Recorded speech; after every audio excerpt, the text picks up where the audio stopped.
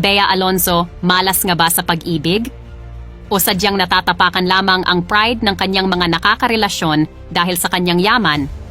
Tila natatapakan daw ni Kapuso star Bea Alonzo ang pagkalalaki ng kanyang mga naging karelasyon ayon sa showbiz columnist Christy Fermin.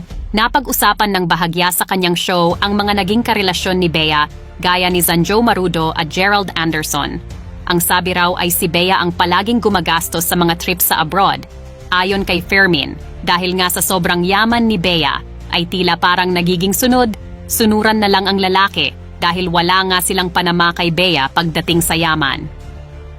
Sa kalagayan ni Bea sa showbiz ay hindi mapagkakaila ang malaking halaga ng kanyang kinikita. Kung hahagilapin online ang kanyang net worth, ay umaabot ito ng daang-daang milyong piso at mayroon ding nagsasabi na umaabot ito ng bilyong piso.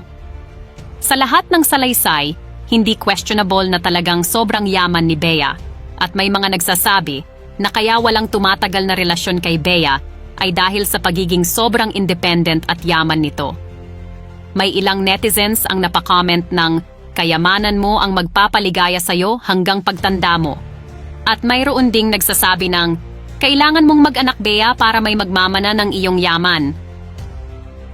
Ano sa tingin nyo guys? Dahil nga ba sa sobrang yaman ni Bea kaya walang tumatagal sa kanya? O nagkataon lamang ito? Dapat ba kasing yaman ni Bea ang kanyang makatuluyan? I-comment ang inyong sagot.